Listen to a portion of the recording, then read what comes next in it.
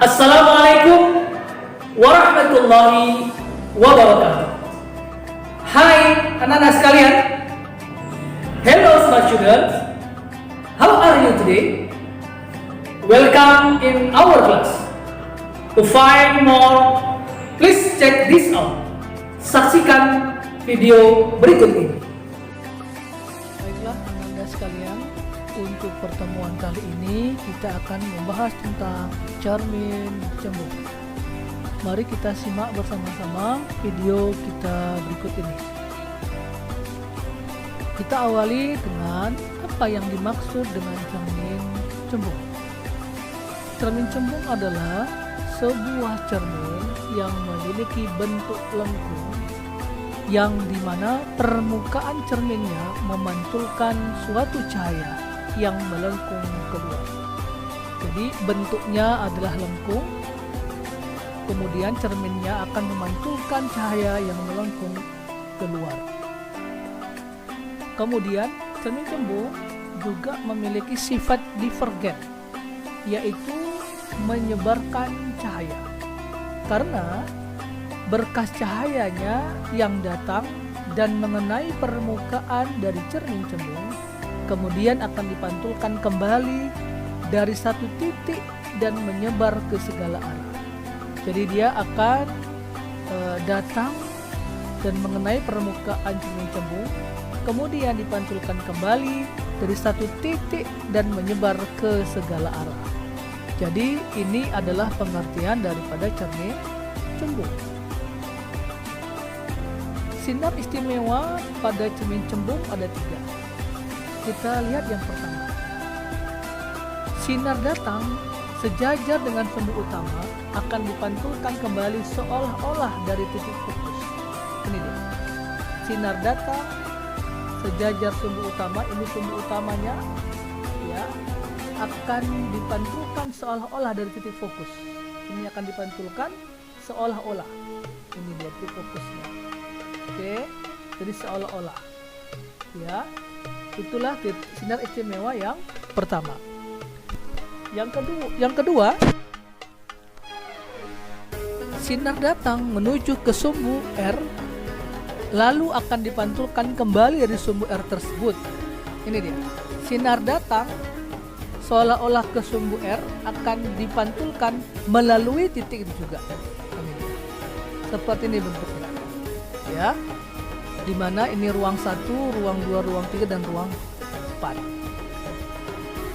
Sinar istimewa yang ketiga.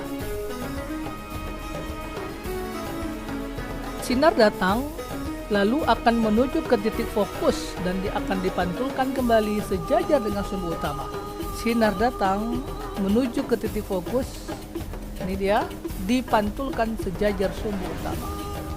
Sinar datang menuju titik fokus, dipantulkan sejajar dengan sumbu utama. Itulah 3 sinar istimewa pada cermin cembung. Sifat bayangannya apa saja? Lihat, jika jarak benda ke cermin lebih kecil daripada fokus, maka bayangannya pertama maya.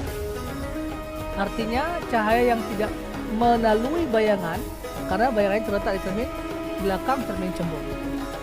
Kedua tidak terbalik atau tegak. 3, semakin jauh jarak sebuah benda dari cermin cembung, maka ukuran bayangannya semakin kecil. 4, semakin jauh jarak sebuah benda dari cermin cembung, maka semakin jauh pula jarak bayangannya ke cermin cembung. Yang kedua, jika jarak benda sama dengan titik fokus, maka pertama akan maya, tetap di belakang cermin. Kedua, tegak. 3, diperkecil bayangannya, ukurannya setengah dari ukuran bendanya.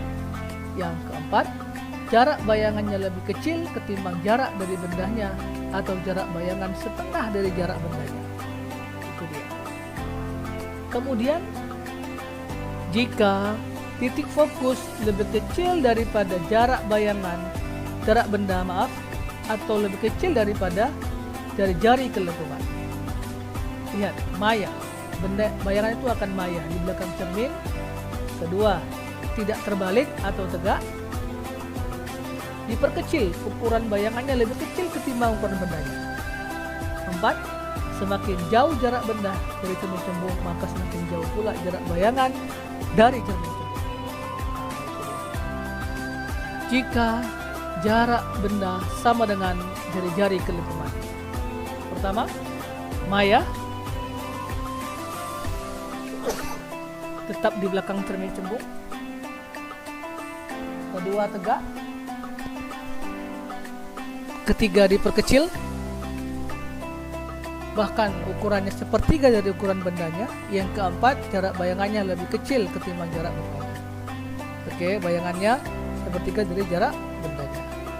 Oke, yang kelima, apabila jarak benda lebih kecil daripada pusat kelengkungannya. Pertama, maya tetap di belakang cermin. Kedua, tegak. Ketiga, diperkecil, bahkan ukurannya lebih kecil ketimbang ukuran bendanya. Yang keempat, jarak bayangannya lebih kecil ketimbang jarak bendanya. Oke. Berikutnya rumus. Karena dia karakteristik cermin cembung adalah F-nya bernilai negatif, maka minus 1 per F sama dengan 1 per S ditambah 1 per S aksen, dimana F itu fokus cermin, S itu jarak benda dari cermin, S aksen jarak bayangan. Demikian juga dengan perbesaran bayangan M, harga mutlak S aksen per S sama dengan H aksen per H. S itu jarak benda dari cermin, S aksen jarak bayangan, H aksen tinggi bayangan, H adalah tinggi benda. Oke, kita lihat contoh soalnya. Diketahui jarak sebuah benda dengan dari cerminnya ialah 10 cm dan fokus dari cerminnya adalah minus 15 cm. Maka berapakah jarak bayangan benda tersebut? Oke, diketahui, perhatikan baik-baik nak. S sama dengan 10 cm. Fokusnya minus 15 cm. Ditanya berapa S aksen. Oke, dijawab 1 per S ditambah 1 per S aksen sama dengan 1 per F.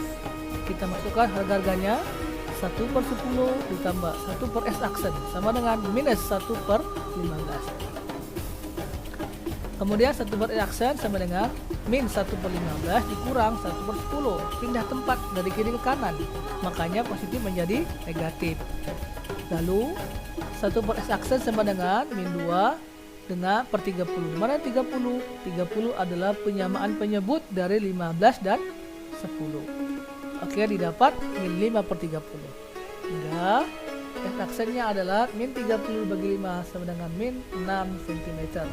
Artinya bahwa jarak bayangan benda tersebut adalah minus 6 cm. Oke. Contoh soal yang kedua. Sebuah cermin cembung memiliki jari-jari kelengkungan 16 cm. Jika jarak bayangan ke cermin 6 cm dan tingginya 4 cm, maka tentukan jarak benda ke cermin, di mana perbesaran bayangan juga dicari dan juga tinggi benda. Kita jawab. Pertama, R-nya 16 cm, berarti 8 cm. Kenapa? Karena F itu adalah separuh daripada R, ya. Kemudian S aksen adalah 6 cm.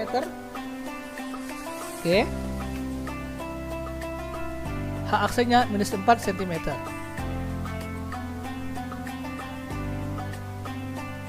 Ditanya berapa S-nya, berapa M-nya, dan berapa H-nya. Oke.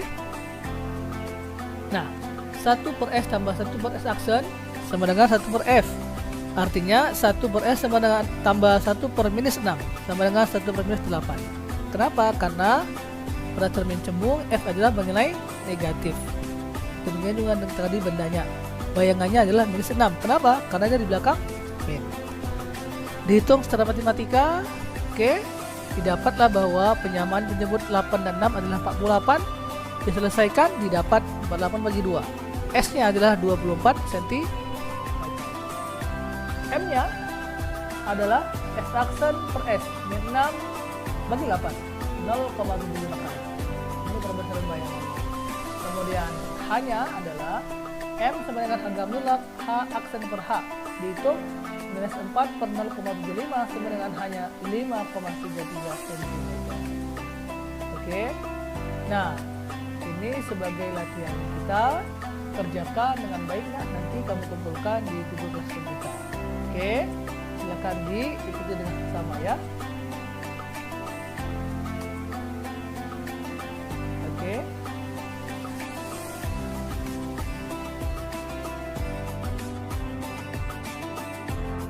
Baiklah, anak-anak sekalian. Okay, good students. That's all for our class today. See you in the next video. Kita ketemu pada video selanjutnya. Assalamualaikum warahmatullahi wabarakatuh.